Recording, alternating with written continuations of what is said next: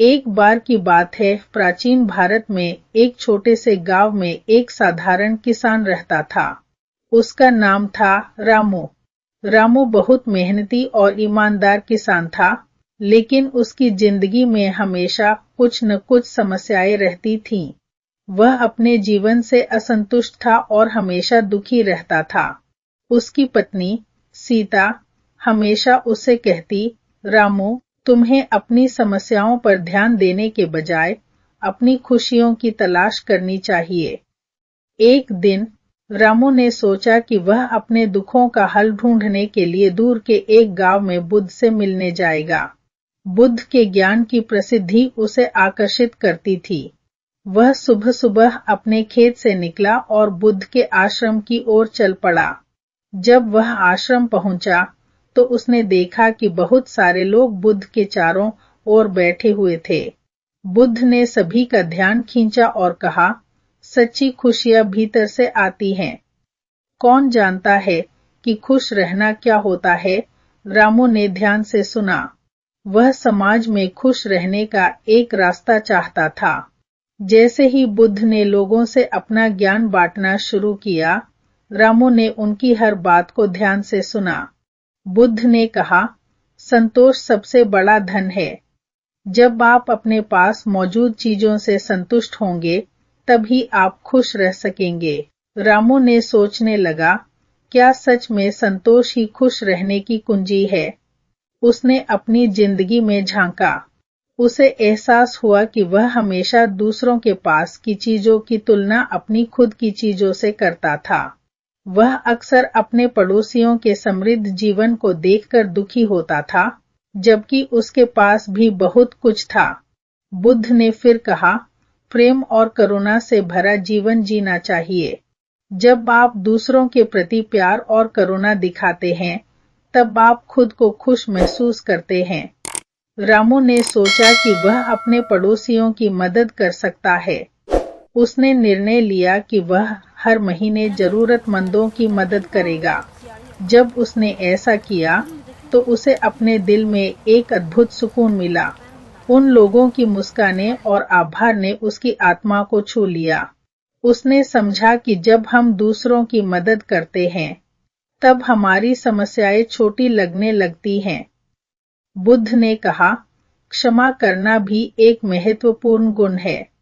यदि आप किसी को नहीं माफ करते, तो आप अपने भीतर एक भारी बोझ रखते हैं।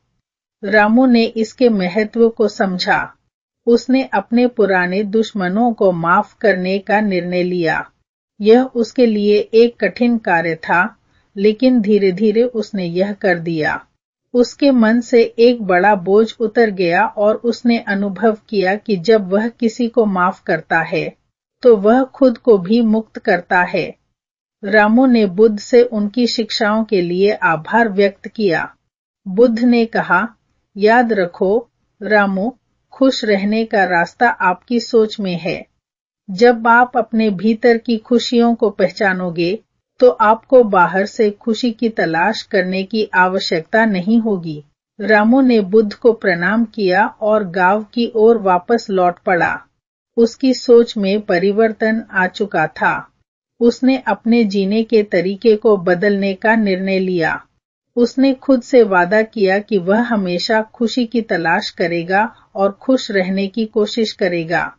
जब रामू अपने घर लौटा, तो उसने सीता से अपनी नई सोच साझा की। उसने कहा, सीता, मैंने निर्णय लिया है कि मैं हमेशा खुश रहने की कोशिश करूंगा। हमें जो भी है, उसके लिए हमें आभारी रहना चाहिए। सीता ने उसकी बातें सुनकर मुस्कुराई और उसे समर्थन दिया। यह सुनकर मुझे खुशी हुई। रामू, खुशी का सबसे बड़ा रहस्य यही है कि हम संतुष्ट रहें। रामू ने गांव में रह रहे लोगों की मदद करना शुरू किया।